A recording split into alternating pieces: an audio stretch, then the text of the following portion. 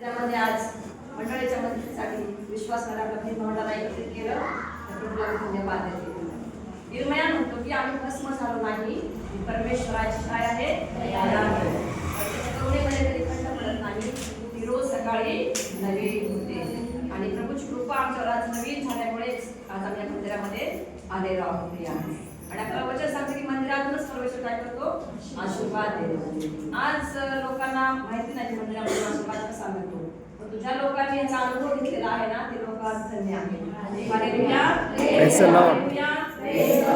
अनेकांना वाटतं की आज आम्हाला मंदिरामध्ये येऊन आशीर्वाद मिळत नाही, आमच्या व्यवसायामध्ये आशीर्वाद आहे. म्हणून आपण आज एक वचन पाहूया, स्तोत्र संहिताचं 65वा अध्याय आणि वचन 4 काय सांगतं पहा. स्तोत्र संहिताचं 65वा अध्याय आणि वचन 4 काय सांगतं पहा. स्तोत्रकर्ता म्हणतो, तुझ्या अंगणामध्ये तुझ्या मंदिरामध्ये राहण्यासाठी ज्याला तू निवडून घेतोस आणि आपल्या जवळ आणतोस तो धन्य.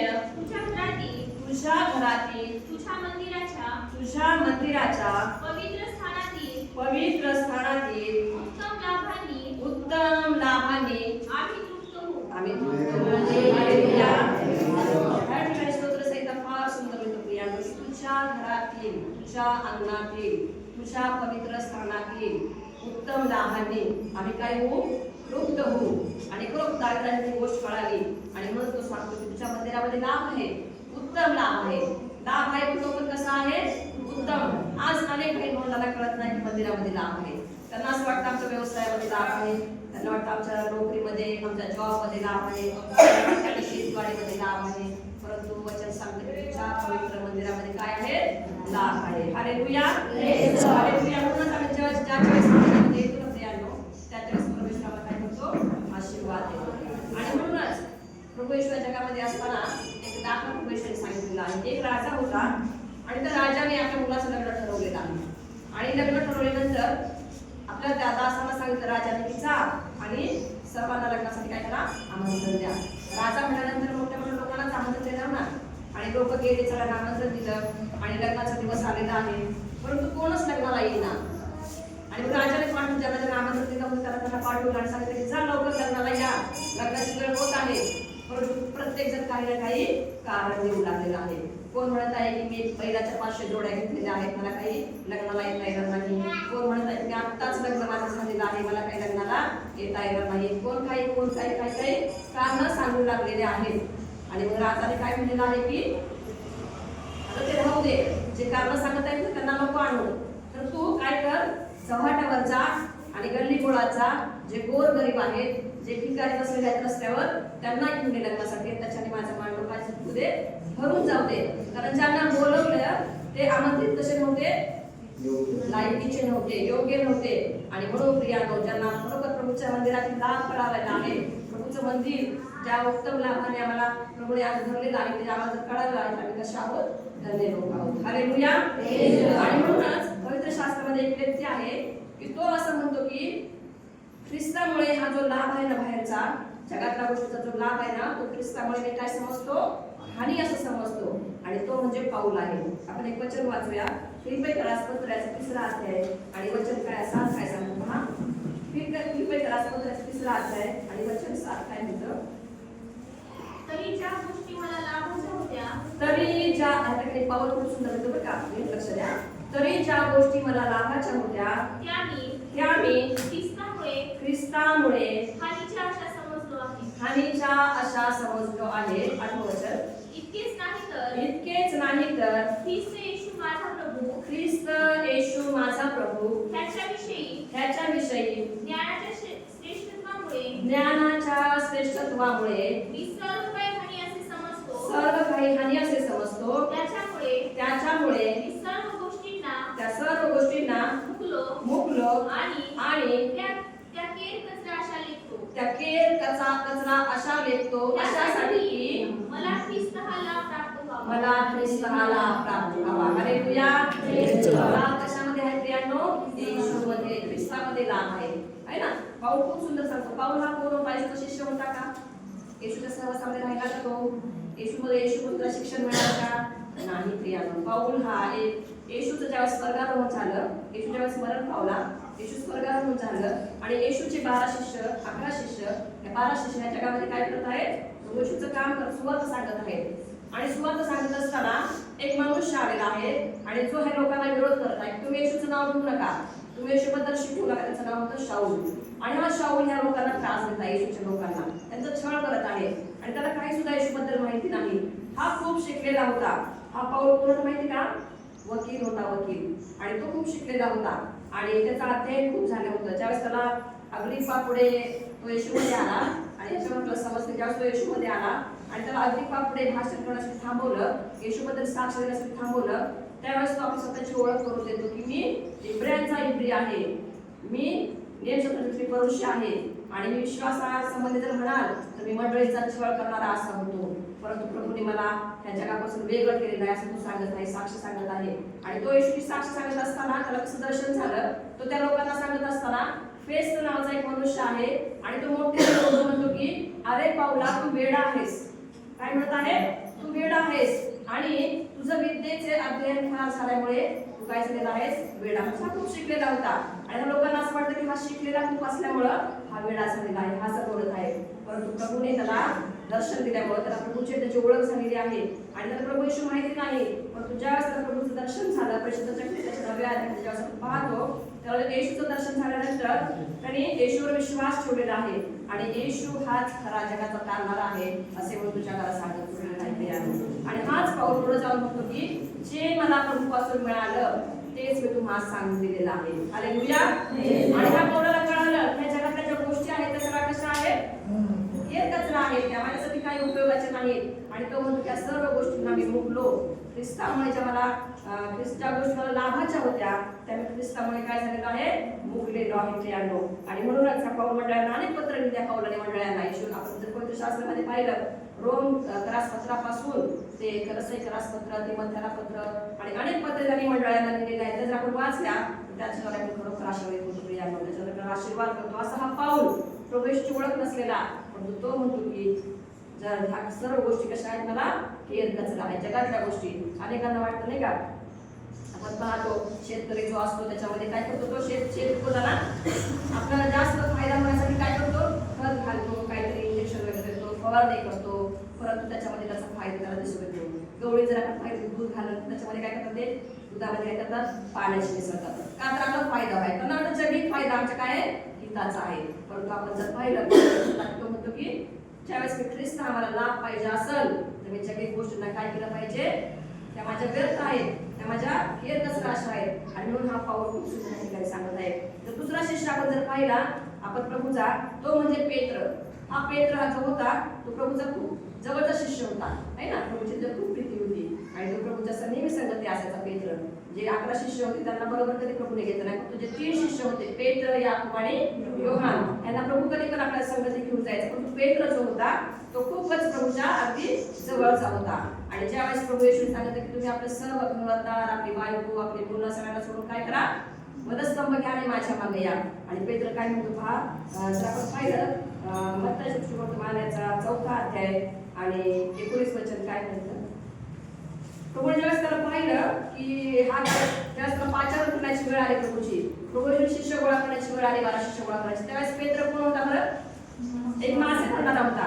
आणि प्रभूने त्याला काय म्हणलं? 4:19 त्याने त्यांना म्हणले माझ्या मागे चला, म्हणजे मी तुम्हाला माणसे धरणारे करीन. हालेलुया. आपण पाहतो ज्यावेळेस प्रभू येशू समुद्राकडे चालले होते त्यावेळेस पेत्र आणि त्याचा भाऊ आंद्रिया दोघं जण काय करत होते? मासे पकडत होते. आणि मासे पकडताना काय लागतं बरं? जाळी. त्याच्यामध्ये जाळी धुवत होते, माशाची जाळी काय करत होते? धुवत होते. आणि प्रभू येशू म्हणला चल माझ्या मागे. पेत्राला म्हणला. पेत्राने विचार केला का मी प्रभूच्या मागे गेल्यानंतर माझ्या कुटुंबाचं काय होईल? जी जाळी त्याच्या उपयोगाची होती, जी जाळी त्याच्या लाभाची होती, ज्या जाळीमुळे त्याचं घर चालत होतं, त्याचा उदरनिर्वाह होत होता, ती जाळी जर त्याने सोडून दिली तर तो प्रभूच्या मागे गेला तर त्याने विचार केला का? असं प्रियानो नाही. या ठिकाणी एकच गोष्ट म्हणते, जी लाभाची त्याची गोष्ट होती त्याने येशूसाठी काय केलेली आहे? सोडून टाकलेली आहे. आणि म्हणूनच पाऊल की ज्या गोष्टी मला लाभाच्या होत्या त्यामुळे ख्रिस्तामुळे मी खाण्याची आशा समोर आहे. पेत्राने पण आपली जाळी सोडून दिली आणि येशूच्या मागे आला. येशू काय म्हणला? माझ्या मागे ये म्हणजे मी तुला आता पासून तू मासे पकडायला नाही होणार, तू कोण ठरशील माणसे.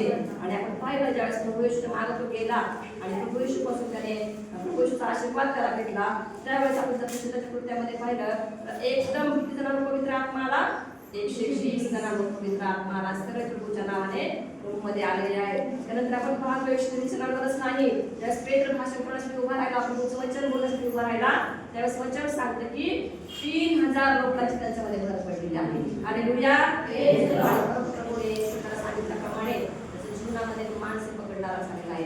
अनेक लोकांना तो देवाच्या राज्यामध्ये, अनेक लोकांना येशूची सुवार्ता सांगत आहे, अनेक लोकांना येशूचं नाव सांगत आहे, अनेक लोकांना चिन्ह चमत्कार करून येशूकडे आणत आहे. अशा रीतीने तो काय करत आहे, माणसे पकडणारा झालेला आहे. आणि तो प्रभू येशूचा संगती होता पेत्र, त्यावेळेस तो प्रभू येशूला म्हणत आहे की आम्ही सर्व सोडून आपल्या मागे आलेलो आहोत, आमचं घर सोडलं, आम्हाला ज्या लाभाच्या गोष्टी होत्या त्या सर्व सोडलेल्या आहेत आम्ही, तर आता आम्हाला काय मिळणार आहे. आपण वचन वाचू मत्ती 19:19 अध्याय 27 आणि 28 वचन काय सांगतो, हाच पेत्र म्हणतो प्रभूला, प्रभूजी आम्ही सर्व सोडून आपल्या मागे आलेलो आहोत, तर आम्हाला तुम्ही काय देणार. आम्ही आमचं घर पण सोडलं, आमचे लेकर बाळ पण सोडले. प्रभू येशू त्याला काय म्हणतो पहा. तेव्हा पेत्राने त्याला म्हटले, पहा आम्ही सर्व सोडून आपल्या मागे आलो आहोत, तर आम्हाला काय मिळालं. तर आम्हाला काय मिळालं. प्रभू काय म्हणतो, येशूने त्यांना म्हटले, मी तुम्हाला खचित सांगतो, पुनरुत्पत्तीत मनुष्याचा पुत्र आपल्या गौरवाच्या राजासनावर बसेल, तेव्हा माझ्या मागे आलेली तुम्हीही परमेश्वर काय सांगतो, माझ्या मागे आलेले तुम्ही 12 राजासनावर बसून इस्रायलाच्या 12 वंशजाचा न्याय निवाडा करा. किती मोठा अधिकार. हालेलुया. हालेलुया. प्रभूच्या अधिकार दिला का.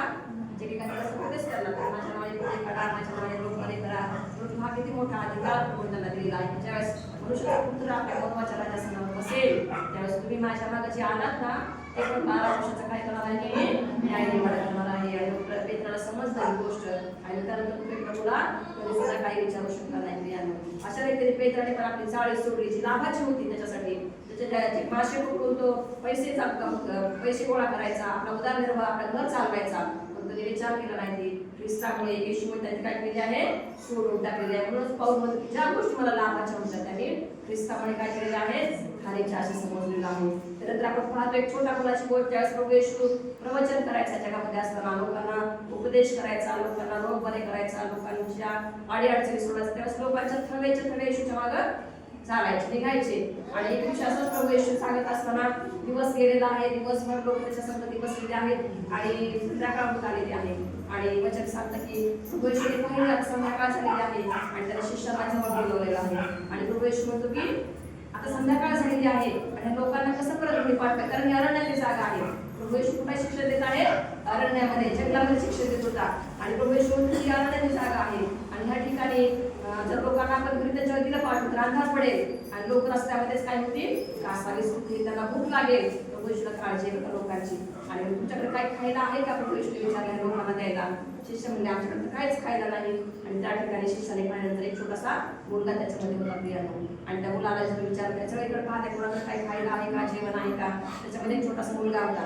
आणि त्या मुलाने आपल्या घरून निघताना त्याच्या आई कदाचित त्याला जेवण बांधून दिलं असं प्रियानो. त्याच्या आई म्हणजे येशू समोर चालला ना, येशूचं वचन ऐकायला सांग चालला ना, घरी तुझ्याकडे जेवण देते, रस्त्यात तुला काय करतो खा असं म्हणून दिले असेल प्रियानो.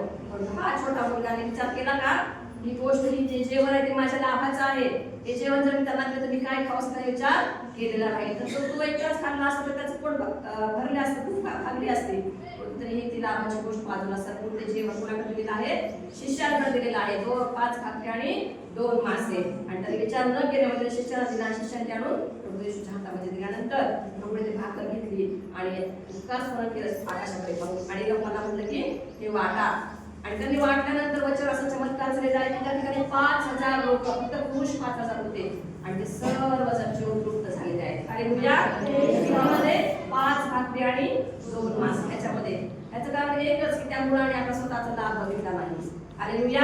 त्यांनी लोकांच्या लाभासाठी, लोकांसाठी आपलं जीवन काय केलेलं आहे, देऊन टाकलेला आहे. ठिकाणी हा फार मोठा चमत्कार घडलेला आहे आणि त्याने मुलाला प्रभू येशूने खरोखर आशीर्वाद दिला असेल नाही का, त्या सर्व लोकांचा आशीर्वाद आणि प्रभू येशूचा देखील त्याला आशीर्वाद दिलेला आहे. अशा रीतीने मुलाने आपला लाभ बघितला नाही, जीवनाचा आपला लाभ काय केला नाही, बघितला नाही. त्यानंतर आपण पाहतो लोकशुभच्या 19व्या अध्यायामध्ये एक मनुष्य आहे आणि तो मनुष्य खूप श्रीमंत आहे, त्याचं नाव आहे जक्कई. आणि तो श्रीमंत असल्यामुळं त्याला काय कोणत्या गोष्टीची कमी नाही, त्याला कुठला आजार नाही. लोक येशूकडे यायचे फक्त आजार बरे करायचं, समस्या काहीतरी घरात नाही घेऊन माझा असं आहे, माझं तसं आहे, किंवा काहीतरी आजार किंवा काहीतरी रोग आहे किंवा माझ्या मुलाचा प्रश्न आहे, मुलीचा प्रश्न आहे, लोक घेऊन यायचे.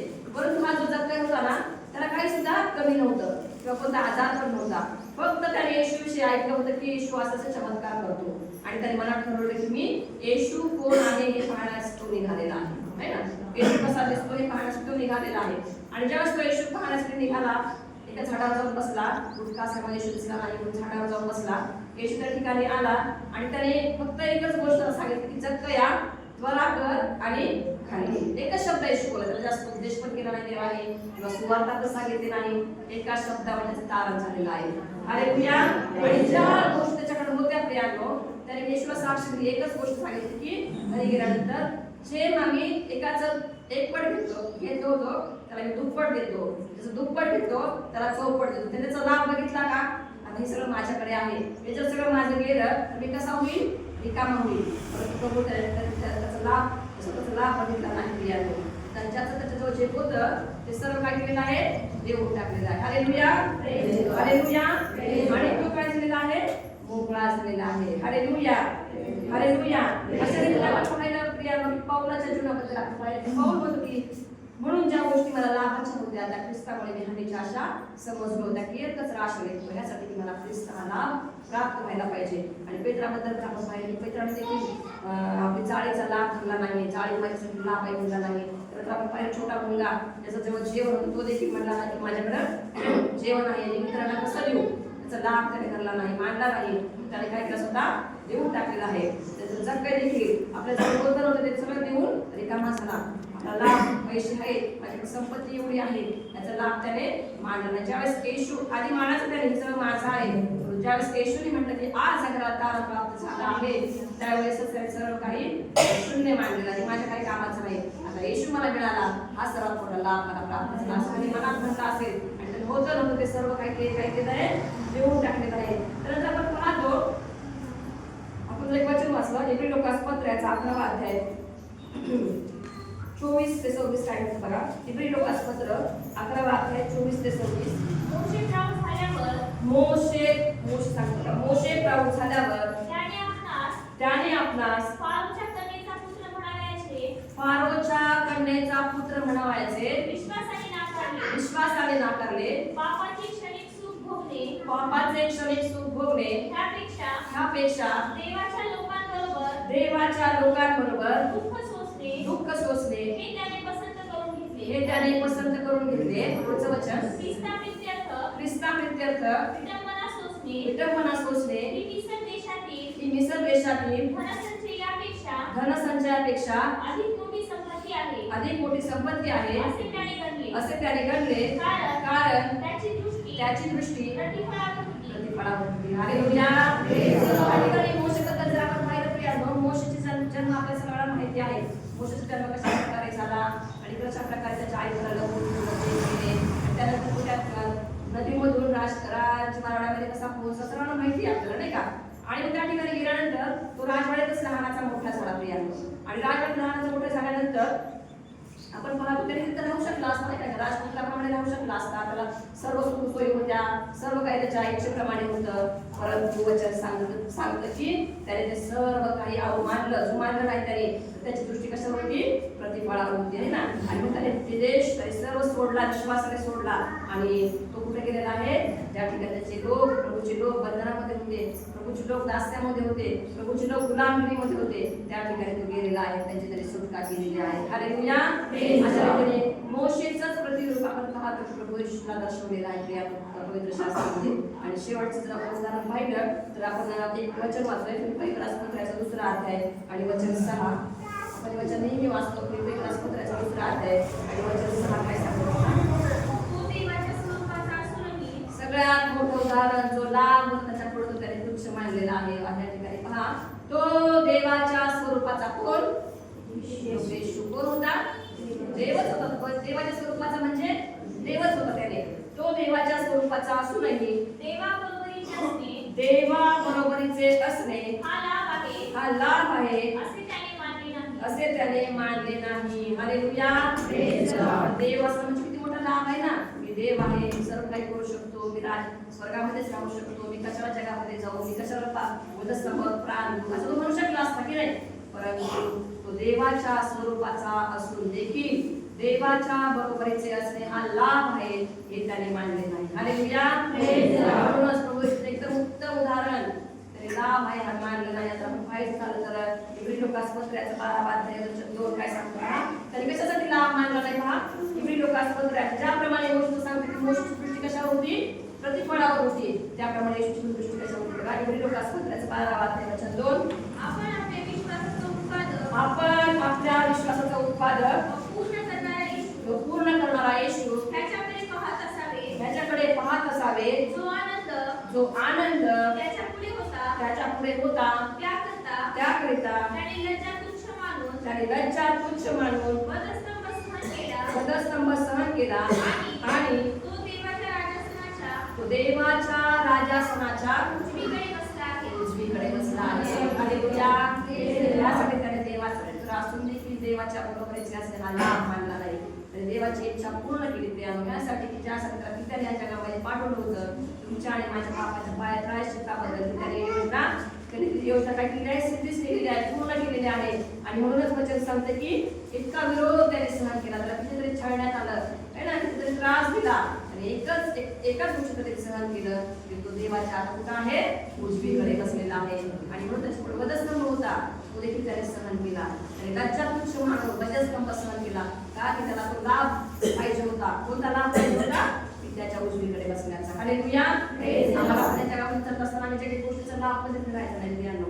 प्रभू येशूच्या वधस्तंभाचा आम्ही अभिमान बाळगला पाहिजे, त्याच्या गोष्टीचा आम्ही लाभ घेतला पाहिजे. कारण वचन सांगतात पहिले योहान 5:12 मध्ये की ज्याला तो पुत्र लाभला आहे त्याला त्या पुत्राचा लाभ झाला आहे, त्याला जीवन लाभला आहे. हालेलुया. हालेलुया. ज्याला पुत्र लाभला नाही त्याला जीवन देखील लाभलं नाही. ज्याप्रमाणे येशूने एवढा छळ सहन केला, प्रभू येशूला एवढं वधस्तंभावर दिलं, काट्याचा मुकुट घातला, हातापायात खेळ ठोकले, पोटामध्ये भाला घुसकला, हे सर्व त्याने यासाठी सहन केले की त्याला त्याकडे आणला जाऊन बसायचं होतं. आणि तुमच्या आणि माझ्यासाठी काय करायची होती? मध्यस्थी करायची होती. आणि म्हणूनच पाहत होतो की तरी ज्या गोष्टी मला लाभाच्या होत्या ख्रिस्ताकडे कशा समजलो आहे आणि ज्या अशा समजलं आहे त्या सर्व गोष्टी मी म्हणलो आणि त्या केअर कचरा असं देतो. त्यासाठी मला ख्रिस्त हा लाभ काय व्हायला पाहिजे? लाभ व्हायला पाहिजे. अशा तरी तुम्हाला मला